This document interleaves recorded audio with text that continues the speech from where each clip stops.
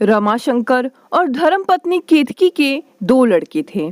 रमाशंकर जी का तबादला अक्सर होता रहता था, इसलिए पत्नी और बच्चे यहाँ पटना में ही रहते थे। रमाशंकर जी हमेशा छुट्टियों में आते रहते थे। बड़ा बेटा वरुण सॉफ्टवेयर इंजीनियर था और बड़ी मल्टीनेशनल कंपनी में कार्यरत था और छोटा बेटा अरुण अभी पढ़ाई कर रहा था। वरुण अब शादी लायक हो चुका था। रमाशंकर जी और केतकी जी को सुघड़ और सुंदर बहू की तलाश थी। उन्होंने दो रिश्ते पसंद कर लिए थे। आखिरी फैसला वरुण पर छोड़ दिए थे, किंतु वरुण पहले से ही किसी को चाहता था और उसने शालिनी से शादी करने का वादा लिया था। बेटे की खुशी में ही रमाशंकर जी और केतकी जी को झुकना पड़ा। जल्द ही वरुण और शालिनी की शादी कर दी गई। शालिनी बेहद जिद्दी अकड़ू स्वभाव की लड़की थी। बचपन से ही अपनी दी हुई आज़ादी का फायदा उठाती आई थी। उसके परिवार में मम्मी पापा के अलावा एक बड़ा भाई था जो कि शादीशुदा था। शालिनी को काम करने की आदत नहीं थी, मगर मम्मी ने खाना बनाना सिखा दिया था कि कहीं ससुराल में आगे चलकर परेशानी ना हो। शादी होने के बाद शुरुआत में शालिनी सास ससुर और सबका अच्छे से ख्याल रखती, परंतु धीरे धीरे वो बदलती गई। अब घर में सिर्फ पति, सास, देवर ही थे। ससुर जी अपने काम के सिलसिले से अक्सर बाहर ही रहते। शालिनी अब मनमानी करने लगी। अक्सर वो मायके निकल जाती, या तो किटी पार्टियों में, या तो अक्सर तबीयत ठीक ना होने का बहाना बनाकर काम से दूर भागती। बेचारी सास बिना किसी शिकायत किए सारा काम खुद ही करती। केतकी जी को भी घुटने में अक्सर दर्द रहता, फिर भी वो सारा काम अकेले करती। जानती थी अगर वो नहीं करेंगी तो घर में गैस तक नहीं जलेगा। फिर भी छोटा देवर अरुण माँ की बहुत मदद करता। ऐसे ही एक दिन बीमारी का बहाना बनाकर शालिनी कमरे में लेटी हुई थी। वरुण आज दोपहर में ही आ गया था। किचन में भाई को बर्तन साफ करते देख वरुण बोला, शालिनी कहाँ है? तभी पीछे से माँ ने जवाब दिया, बेटा आज जल्दी आ गए, फ्रेश हो जाओ, गर्मा गर्म खाना परोसती हूँ। और हाँ, शालिनी को भी साथ लेते आना। आज बेचारी के सिर में दर्द है, सुबह से ही बेचारी कमरे से बाहर नहीं निकली है। ठीक है माँ, मैं देखता हूँ। शालिनी, शालिनी, क्या हुआ तुम्हें? माँ ने कहा, तुम्हारी तबीयत ठीक नहीं है, तुम सुबह से कमरे में ही हो। वरुण ने शालिनी का सिर छूते हुए कहा, लग तो ठीक ही रही हो, खाना क्यों नहीं बनाया तुमने? क्या कहना चाह रहे हो आप कि मैं जानबूझकर नाटक कर रही हूँ? ऐसे कब तक चलता रहेगा शालिनी?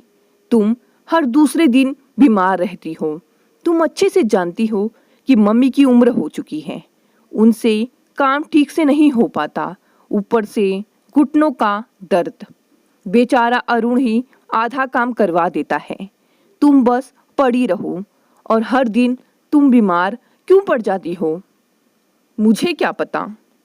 तो पता करवाओ और दवा लो, यूं पड़ी मत रहो। तभी दरवाजे पर अरुण आ गया। भैया, भाभी, मम्मी खाना के लिए बुला रही हैं। हाँ, अभी आते हैं, कहकर वरुण बाथरूम चला गया। पत्नी शालिनी की इन रोज रोज की हरकतों से वो परेशान हो गया था। वो बहुत दुखी था। वो पछताने लगा था कि क्यों मैंने शालिनी से शादी करने का फैसला किया। ऐसे ही एक दिन परेशान होकर वरुण शालिनी के मायके पहुंच गया। अरे बेटा, यहाँ कैसे? आओ आओ, अंदर आओ। शालिनी की मम्मी, देखो दामाद बाबू आए हैं, जल्दी से नाश्ते पानी का बंदोबस्त करो। नहीं नहीं पापा, उसकी ज़रूरत नहीं है। ऐसे कैसे बेटा? तब से शालिनी की मम्मी और भाभी आ गई। और बेटा, बहन जी और भैया कैसे हैं? वो मम्मी सब ठीक है। शालिनी से आज बात हुई थी तो बिजी थी, कुछ किचन में काम कर रही थी, इसीलिए ज़्यादा बात नहीं कर पाई। वो मम्मी पापा, वरुण बहुत परेशान लग रहा था तो शालिनी के मम्मी पापा दोनों ने भांप लिया। बेटा, कुछ कहना चाहते हो तो बता दो, हिचकिचाओ नहीं। वरुण ने सारी बातें बता दी। शालिनी के पापा ने माथा पकड़ लिया। हे भगवान, इस लड़की ने तो शर्मिंदा कर दिया है, आलस में आकर इतनी तकलीफ दे रही है। बेटा, हमें माफ़ कर दो, गलती मेरी ही है जी। मैंने इसे ही सर चढ़ा लिया कि आज ससुराल में जाकर मनमानी कर रही है, शालिनी की मम्मी कह रही थी। तभी शालिनी की भाभी ने कहा, मम्मी पापा, मेरे पास एक तरकीब है, आशा है कि इससे शालिनी को सबक जरूर मिल जाए। बस वरुण जी, आपको कैसे भी करके शालिनी को मायके भेजना पड़ेगा, बाकी हम सब देख लेंगे। कहे अनुसार अगले दिन वरुण ने शालिनी से प्याज के पकोड़े की फरमाइश की, जो कि शालिनी सोई हुई थी और हाँ, मैं मम्मी के कमरे में हूँ। तभी शालिनी ने जवाब दिया, मेरी नींद अभी पूरी नहीं हुई है, जाओ मम्मी से कह दो, वैसे भी मम्मी ही नाश्ता बनाती है।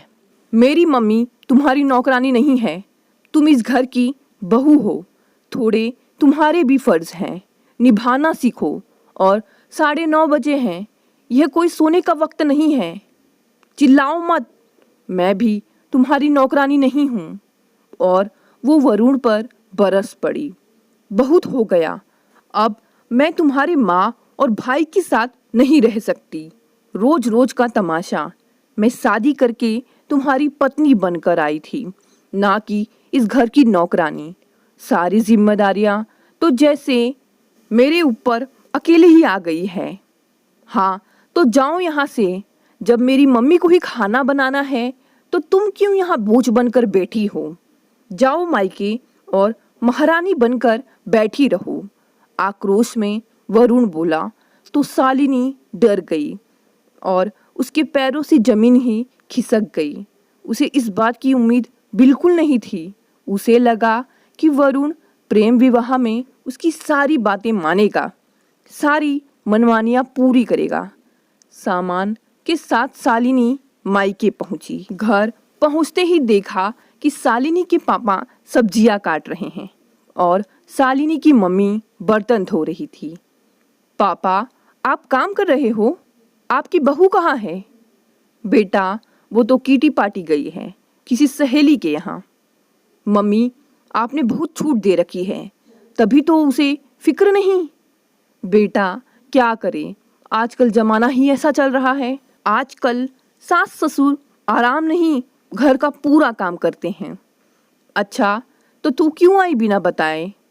अरे मम्मी, मैंने घर छोड़ दिया है। क्या? दिमाग ठीक तो है? ऐसे कोई घर छोड़ता है भला क्या? मम्मी, अब आप शुरू मत हो जाओ। खाना अब तक बना है कि नहीं? नहीं बेटा, बनाने जा रही थी। अच्छा छोड़ो, आज आपकी शालिनी खाना बनाएगी। खाना बनाते बनाते रागिनी सोचने लगी कि मैं भी तो भाभी जैसी ही तो हूँ। जैसे भाभी कर रही हैं वैसे तो मैं भी करती आ रही हूँ। खाना बनाकर शालिनी जैसे ही किचन से निकली तब से भाभी आ गई। अरे, तुम कब आई? 1 घंटे पहले आई हूँ भाभी। आपको कोई घर की खबर होगी तभी तो आपको पता चलेगा, और आप मेरी मम्मी से काम करवाती हैं, शर्म नहीं आती? अच्छा, तुम्हें आए 1 घंटा हुआ नहीं और तुम मेरा हिसाब करोगी? तुम होती कौन हो? यह घर मेरा है और इस घर की मैं बहू हूँ, और तुम भोली भाली तो नहीं हो। क्या मुझे पता नहीं कि तुम कितनी मनमानी करती हो ससुराल में? सारा काम तो बेचारी तुम्हारी सास करती है। देखो, अभी भी तुम ससुराल छोड़ मायके में हो। शालिनी हतप्रद खड़ी सोच रही थी। सही तो कह रही है भाभी, मैं भी ऐसी ही करती हूँ, किस हक से मैं भाभी को कह रही हूँ। आज भी तो वरुण जी के समझाने पर मैं झगड़ा करके यहाँ आ गई। मैं कितनी गलत हूँ। अब शालिनी पछताने लगी। उसके पास कोई जवाब नहीं था। शालिनी अब रोने लगी। पापा, मुझे ले चलो, मैंने बहुत बड़ी गलती कर दी है। प्लीज़ पापा, मुझे ले चलो। ससुराल पहुँचते ही शालिनी केतकी जी के गले लग रोने लगी। मम्मी, मुझे मेरी गलती का एहसास हो गया है। अब से मैं आपसे एक भी काम नहीं करवाऊंगी। मैं अब तक कभी एक अच्छी बहू नहीं बन पाई। बेटा मत रो, मैंने तुझे माफ़ कर दिया। अगर तुझे तेरी गलती का एहसास है तो हर इंसान को दूसरा मौका मिलना चाहिए। अगले दिन से ही शालिनी की काया ही पलट गई। शालिनी में आए इस बदलाव से सभी खुश थे और सब खुशी खुशी बीतने लगा। दोस्तों, आपको ये कहानी कैसी लगी? कहानी पसंद आई तो इसे लाइक और शेयर करें। अगर आप नए हैं तो चैनल को सब्सक्राइब कर लें। धन्यवाद दोस्तों, मिलते हैं अगली कहानी में।